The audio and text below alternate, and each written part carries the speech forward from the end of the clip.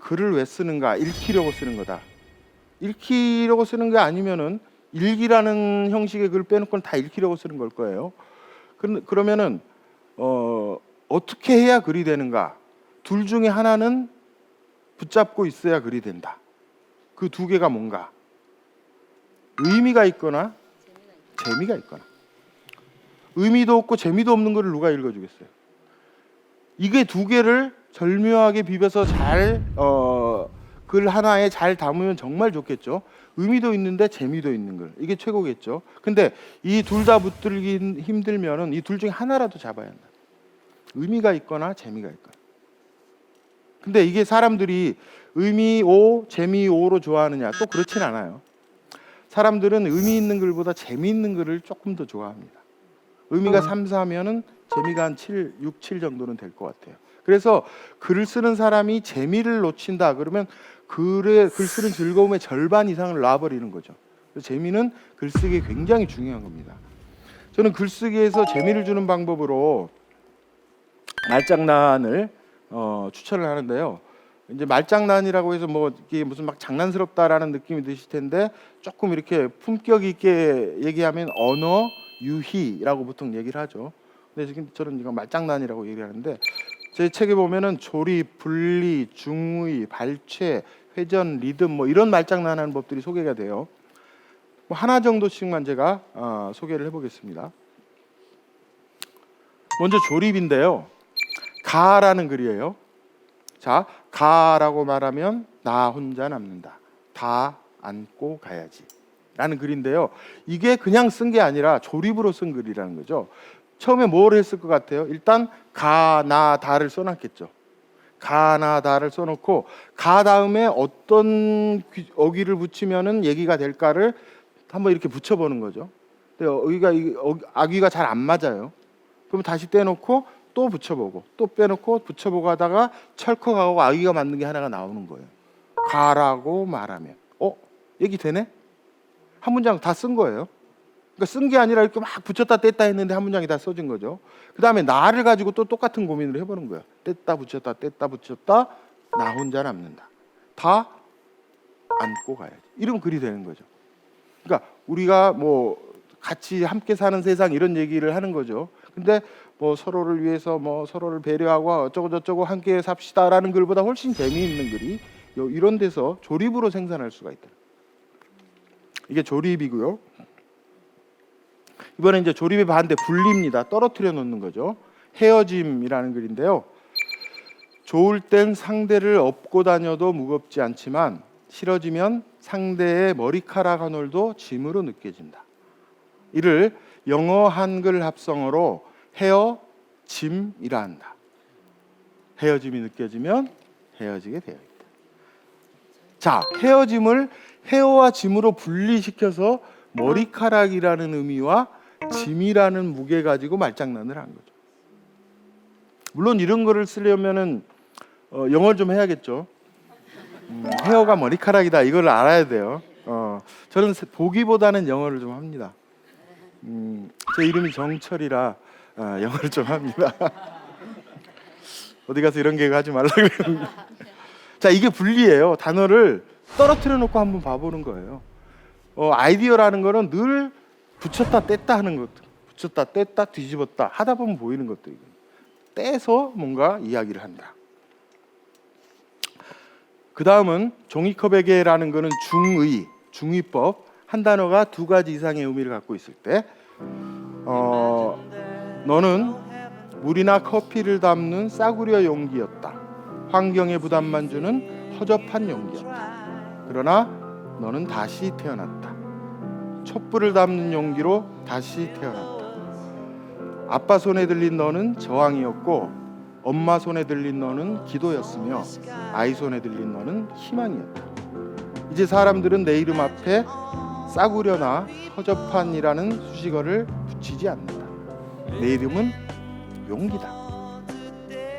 용기가 가진 두 가지 뜻이 있죠. 으쌰으쌰하는 용기와 그릇이라는 뜻의 용기죠. 그 두 개를 절묘하게 비벼서 이렇게 글을 쓰는 거. 이게 이제 중의. 그 다음에 이제 발췌. 아까 발췌 말씀드렸죠. 아마추어라는 단어 있죠. 이 아마추어라는 네 글자 단어를 전체를 보는 게 아니라 일부 앞에 있는 두 글자를 뚝 떼면 아마라는 단어가 보이죠. 그것만 따로 떼내서 보면은 이런 글이 나온답니다. 프로 아마의 차이라는 글인데요. 아마추어는 늘 아마라는 말을 입에 달고 다닌다. 프로와 아마추어의 차이는 확신이다. 이게 발췌죠. 사실 현실에서도 프로와 아마추어의 차이가 실력보다는 확신일 경우가 더 많을 수도 있다고 생각합니다. 프로는 자기 자신한테 자신감을 갖고 확실하게 얘기를 하는 거고, 아마추어는 자기도 프로만큼 알긴 아는데 자기 확신이 없는 거죠. 그러니까 자기가 자기를 자꾸 의심하는 거죠. 그러다 보니까 목소리가 줄어들고 기어 들어가고 이렇게 된다. 그래서 오히려 실력 이상으로 중요한 게 자기 확신도 중요하다라고 생각합니다. 그 다음에 이건 리듬. 어제도, 오늘도, 내일도, 강원도. 세 글자, 세 글자, 세 글자, 세 글자. 도. 이거는 강원도지사 후보로 출마하신 모 후보한테 슬로건으로 썼던 건데요. 이런 것들이 이제 재미잖아요, 그죠? 리듬으로 재미를 주는 거. 동영상을 하나 보고 지나갈 텐데요. 아주 짧은 동영상인데 이것도 그냥 보지 마시고 각자 자기 자신한테 한번 질문을 해보는 거예요. 내 인생에서 가장 소중한 단어는 뭔가? 라고 내가 나한테 질문을 하면서 혹은 그 질문에 대답을 하면서 이 영상을 한번 봐주시기 바랍니다.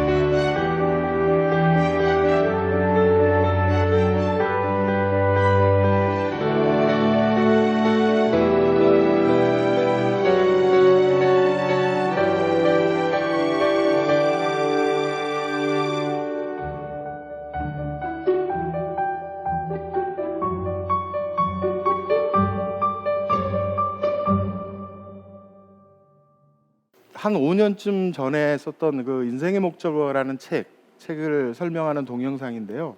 그때 한 3,000명 가까운 사람들한테 설문조사를 했어요. 당신 인생에서 가장 소중한 단어가 뭡니까? 3개씩만 대답을 해주세요.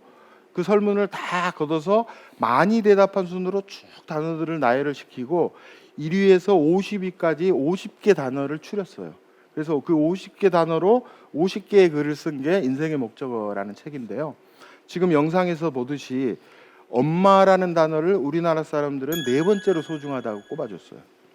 각자 자신한테 질문해 보셨죠? 어떤 단어가 가장 소중한지. 자, 엄마가 4위라는 거는 엄마 위에 단어가 한 3개 정도 더 있다는 얘기잖아요. 1위, 2위, 3위 뭐였을 것 같아요? 1위는 가족이었어요. 2위가 사랑. 3위는 저는 처음에는 상상을 못했는데 3위가 이거라고 딱 얘기를 들은 순간 깜짝 놀랐어요. 근데 깜짝 놀라자마자 바로 고개 끄덕끄덕거렸던 나. 4위가 엄마. 그래서 가족, 사랑, 나, 엄마 순으로 대답을 해줬는데 이게 각각 다른 단어인데 어떻게 보면 이렇게 하나의 덩어리 같다라는 느낌을 받으실 거예요. 그래서 우리나라 사람들이 가장 소중하게 생각하는 그 무엇은 가까이에 있는 사람 또는 그런 관계라고 아마 정의할 수 있을 것 같고요. 5위가 꿈이었어요. 그리고 6위부터 이제 순위는 정확치 않은데 행복, 건강, 친구, 열정, 자유, 사람 뭐 이런 단어들이 쭉쭉쭉쭉 이어져요. 그러다 16인가에 돈이 있어요. 돈보다 조금 아래에 이제 아버지가 있어요. 그나마 아버지가 50위 내에 든 게 저는 다행이라고 생각합니다. 자, 엄마를 4글자로 표현하면 미안해요. 12글자로 표현하면 미안하다고 말하지 못했어요. 이게 글자 수 가지고 말장난을 한 건데 장난스럽다는 느낌이 별로 안 들죠. 다 우리가 지금 하고 있는 그거잖아요. 다 불효를 하면서 사니까 다 내 얘기처럼 들렸을 거라는 거죠. 이런 게 장난이지만 재미와 의미를 같이 담는 그런 글이라고 생각합니다. 이런 말장난을 하기 위해서 이 말장난을 도와주는 교재가 두 개가 있는데 하나는 국어사전이고 하나는 우리말 역순사전입니다. 먼저 국어사전은 우리가 잘 아는 그 사전입니다. 국어사전. 저는 제 책상 앞에 이렇게 앉으면은 365일 왼쪽 한 10cm 곁에 국어사전이 늘 놓여 있어요. 하루에도 몇 번씩 그걸 들춰봅니다. 그러니까 내가 모르는 단어의 의미를 단어가 나오면 그 의미를 파악하기 위해서 당연히 이렇게 이제 넘겨보겠죠. 그거 말고도 이 말장난 할 때도 국어사전이 굉장히 효용이 커요. 예를 들면 국으로 시작하는 단어를 국어사전을 보면서 쭉 훑을 수 있죠. 그 중에 막 한 10개를 국으로 시작하는 단어를 뽑아내 가지고 내가 10문장을 쓰는데 첫 글자가 다 국으로 시작하는 단어다. 그럼 굉장히 또 맛이 있겠죠. 그런 식으로 활용을 하는 거라니. 그래서 내가 글을 쓰겠다라는 사람은 모든 사람이 그럴 필요는 없지만 자기 사전 한 권, 국어 사전 한 권은 늘 곁에 좀 지니고 있는 게 필요할 것 같고요. 그다음에 또 하나는 이제 우리말 역순 사전인데요. 이 역순 사전은 존재 자체를 아예 모르는 분도 굉장히 많더라고요. 이게 국어 사전보다 말장난하는 데는 훨씬 더 큰 기능을 합니다. 훨씬 더 효과적이에요. 자, 국어 사전이 어떤 단어의 첫 글자를 살펴서 가나다 순으로 쭉 배우려는 책이잖아요. 역순 사전은 뭐냐?